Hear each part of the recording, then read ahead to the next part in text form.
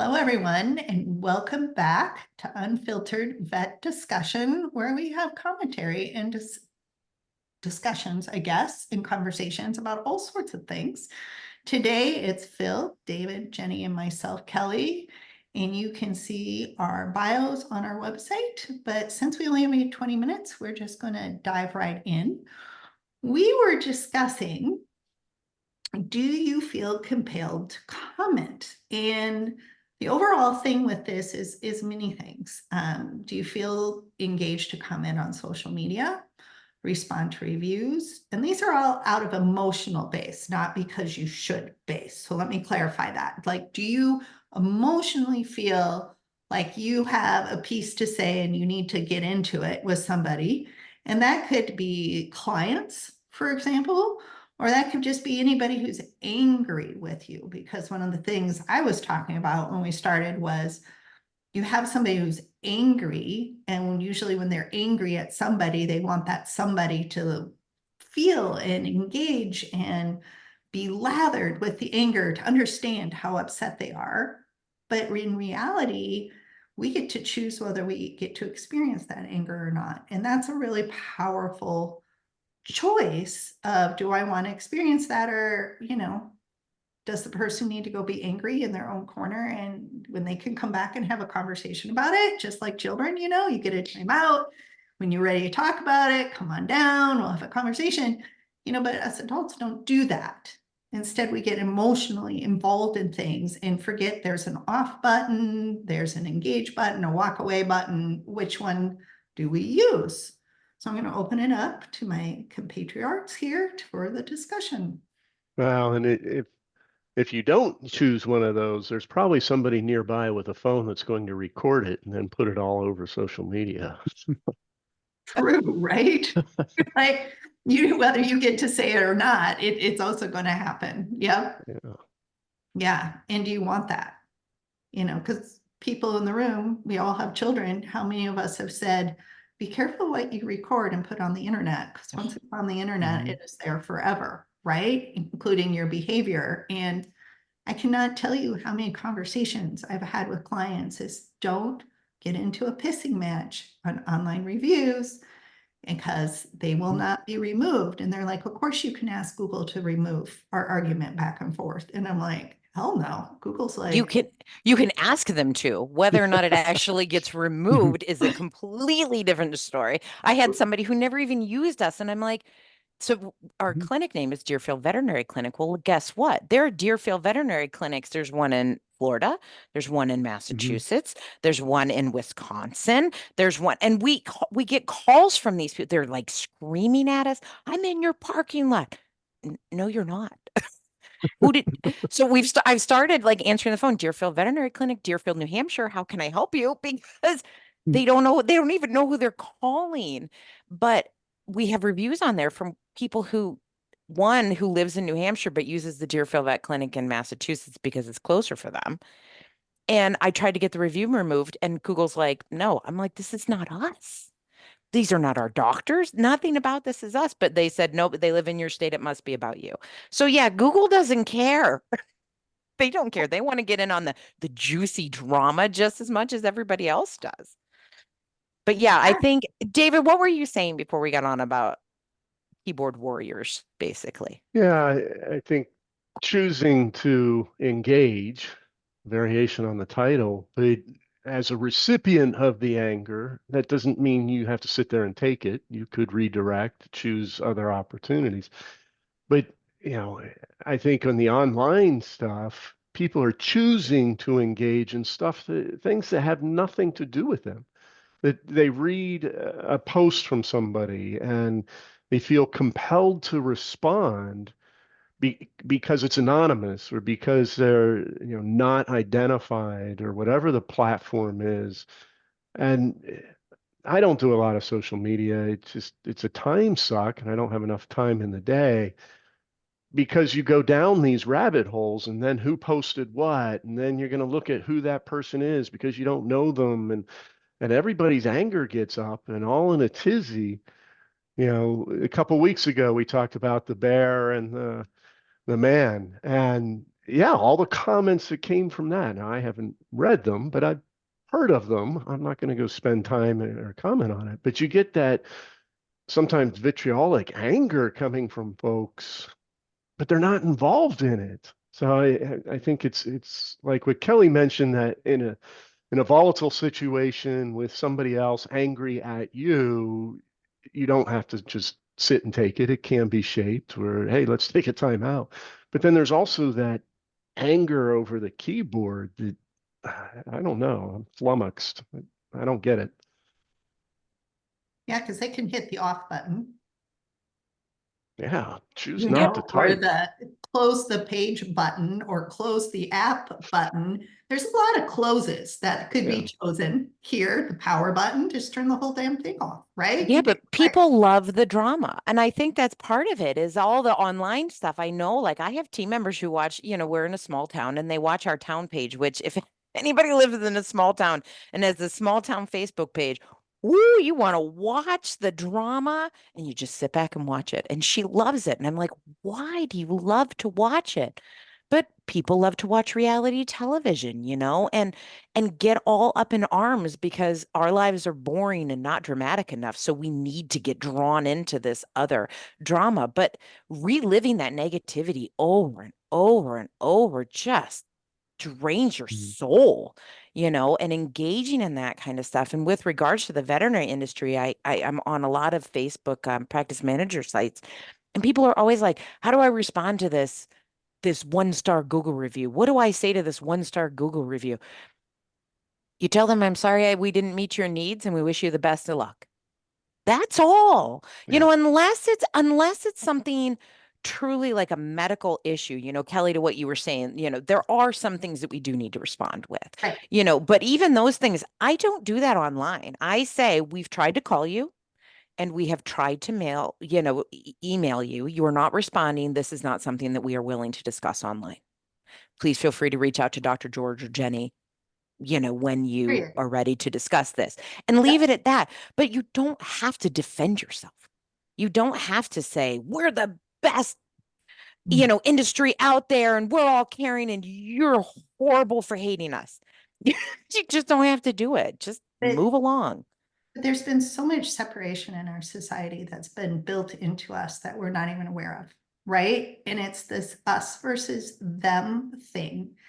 It's even in all our sports. It starts young. Like, why does there have to be mad to somebody else? And it's just ingrained so much. I mean, I think it's sad being a parent that I have to sign an agreement. I won't lose my shit at my kids' swim meets because, they're not doing well. I mean, it kind of goes down to that thing where, and I'm using this as an easy thing, but every year for sports, the head of the director's like, there are 3 categories. One is the participant, that's your child. One is the parents, that would be you. And the third is the official. You can only be one.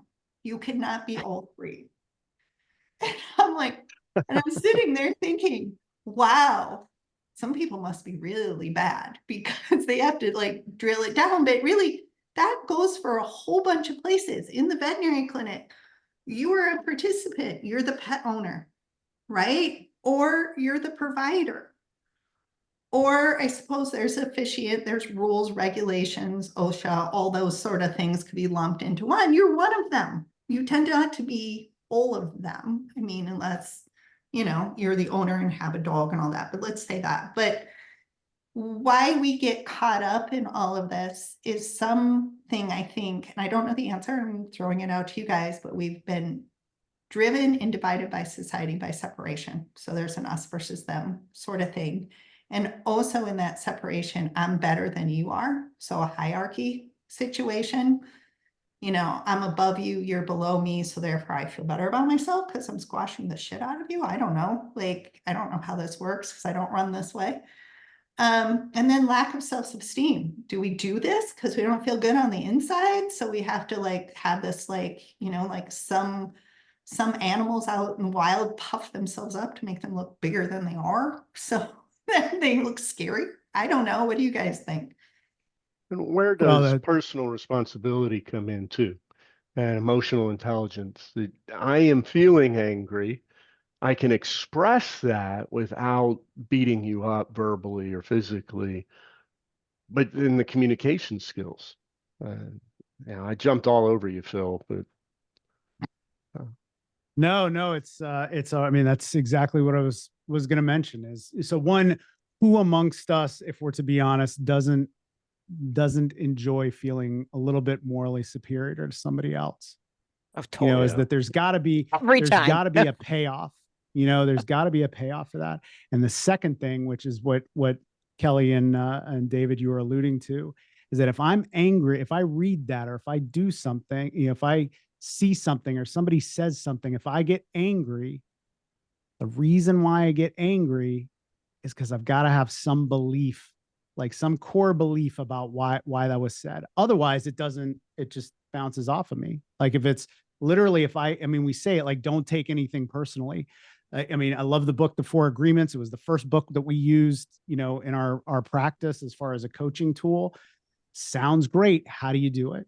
Is that I have to, if someone says something to me and I get angry about it, like just says something, doesn't verbally assault me or anything like that, but says something, I have to have some internal belief about why that was said that's going to let that take hold. And that's me. So, because if I don't, then I understand that it's all about the other person.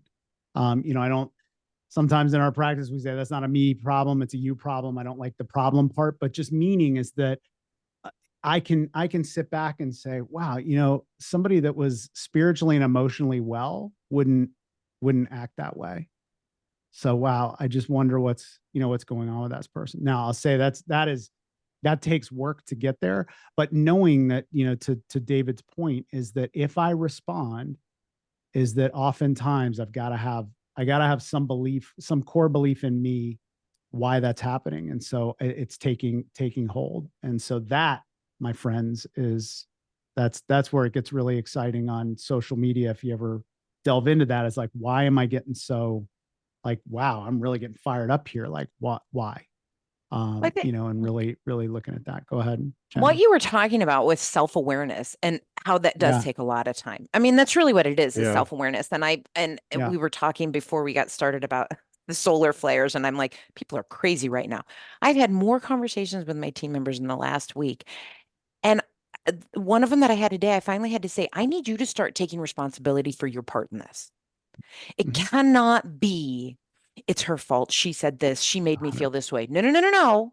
You are choosing to feel this way based on what that person is saying. And I know that that is very difficult when you're a 21-year-old kid, you know, who's still trying to figure out life. I get that. But at some point in time, you have to stop being the victim to all these things around you and start holding yourself accountable for, right, what are my beliefs? Why am I reacting like this? Why is my head going to explode because of this comment on social media? Is it because I need a sense of belonging? Is it because of this? But we just get so caught up and everything is so shallow that I think we've stopped taking, maybe we never really did, but these deep dives into what's going on? Why do I feel this way? And that's this one team member that was in today and is very much like, she said this, she said this. I said, you've been here for 3 years. Those comments never bothered you before. Why? Because you're exhausted, because you're working 3 jobs, because you are mentally tired, because you just got in a motorcycle accident and your body hurts. You know, you're physically like, what are all the other reasons that are making you react that way? And what can I do? Do I need more sleep? Do I need to not live on caffeine and chocolate? Or, you know, Mountain Dew and hot tamales, which was my husband's go to during vet school. You know, what do I need to do? Do I need to I've got a couple of team members that recently have started taking walks during lunch outside. It's raining today. They were like, Jenny, do you have an umbrella? Yes, I do. What can I do because it helps their brain to get outside? But if we're not willing to look at that, then we're going to keep engaging. But we have to take our responsibility for our feelings and our emotions and really say, what can I do to feel better? What can I do to feel less angry? What can I do to feel less belligerent? What can I do to feel less upset by what somebody else said? Why do we care what other people say? Like That's who I've been how they define themselves, though, Jenny. right. Because Well, you were saying, I don't think we've ever been taught to look within until we go through some major trauma in our life or major events that we have to really slow down, stop, and learn those skill sets. I mean, we're never taught that unless you're taught it in your family home environment, your nuclear family environment. We're not taught that. We're taught to have an external hero type figure. And that's in movies, that's in social medias, that's in books. Like everywhere you look, somebody else is going to save you. Nobody ever talks about you saving yourself until you've walked through the fires of hell and back again. Right? Personal, I mean, maybe there is somebody out there, but that's just my own, what I've noticed in life. And I think as business owners or people we can do, the more we can encourage people to find their internal selves. And like you did with the person today, like, when do you step up to the plate? What you told her really is stop focusing on the external and start looking in on the internal. She may have never been told that before. Ever. That is true.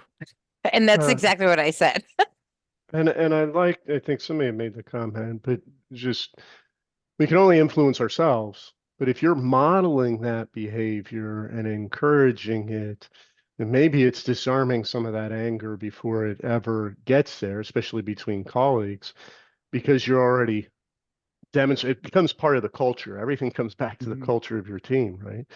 And if everybody understands and is learning that because they see the leaders are modeling the behavior, then it becomes you're helping bring some of the other folks up, maybe. Well, I think people watch more than we think they watch. And then, of course, there was the whole thing we were talking about. Everything seems to be on camera these days as well. So, they may be watching more than you realize that they're watching, right? But I think we do lead by example. I think people do notice us and do notice what we do with each other. And I do have hope for humanity. Some days it's a little bit harder to find the hope than others, right? Because we get bombarded by negative news, not the positive. But I think what we can do is realize maybe somebody can't find their internal self. Maybe we have to teach them through example to find their internal self. And also, as Phil, you were saying, and David, we can only control ourselves. And I think we forget that piece. We try to control everybody else but ourselves. Right? Yeah. If all my problems are due to 100% everybody else's actions, and if everyone would just act the way that I want to, my life would be perfect. Be so much easier. Can we So get that on much a t-shirt? Very true. And if that's how I'm going through life, the possibility of that happening is 0.00%. So it very much is, as that is understanding that, but my journey through recovery was the same way, is that I blamed everybody. Anything that went wrong was everybody else's fault. Anything that went right was due to me. Even though at my core, I honestly didn't believe that, but that's how I acted. It was very defensive. And seeing, very much like what Jenny was saying, is once I started to look at what my part in situations were, my life got better. Is that I realized that sometimes my part, sometimes I don't have a part, and sometimes that is all that other person, but I'm still going to look, did I play a part in, making this happen? And if I didn't, then it's like, okay, I hope this person, finds what they need, but I don't need to internalize that. Because that was the other thing, is anytime a client was mad or a coworker was mad or anybody was mad, I was like, really, honestly, I was like, I deserve it, and not really saying, in this situation, had I had talked to, the client that I just had and gave them the exact same information in the same tone, they wouldn't have had this reaction. So I have to say, well, the only variable then is who I gave this information to. So it's more likely that, again, that person has a whole bunch of stuff going on, and I hope they get through it, but it doesn't involve me. I think a lot to what you said, Kelly, as far as not having to engage. And what you just Mhm. said, Phil, like, it's not me. I don't have to be a part of this. That's hard to do. It's Mhm. easy. It honestly is a little bit easier on social media because you can just hit the off button. Right. I have a timer on my phone, so I can only be on Facebook for so long. I can only be on Instagram for so long. Those That's are my smart. those are my two social medias because otherwise I get sucked in. No, mostly I'm watching like, dog videos. But which is just shows where my, funny dog videos. But it is harder in life when someone is standing right in front of you and they are mad at you. It is extremely hard for us to say, right, this is a you, not me. Like, and not engage and not become defensive. How do we handle that? Because we really want to, we don't listen to hear you, we listen to respond. And so it becomes very difficult if someone's sitting there yelling at me. No, I'm going to get louder and I'm going to make you hear me. I'm going to make you hear me. Nothing that I say is going to change that person's mind. And that's when you just say, okay, I've said what I'm going to say. You can choose to hear it. Maybe we should retouch base tomorrow, or maybe I need to cut you out of my life, but we choose who's in our lives. We choose the interactions that we have. And I feel like we don't have to interact in that way, but it does take practice. That's the whole thing, right? Is you don't just wake up one day and say, I'm going to choose not to engage. You have to practice. And when you find yourself engaging, you go, oh, I need to back off. I need to walk away for 5 minutes. I need to go get a, breath of fresh air, whatever. But you don't have to engage. You can choose otherwise. And I think you just wrapped us up again, Jenny. I think so. That was great. I thought that was really good. I don't think we can add anything else to that. So, Move over, Peter. I got this. No. well, thank you everyone for listening today. And we will touch base soon, as in next week. Talk to you then. Bye.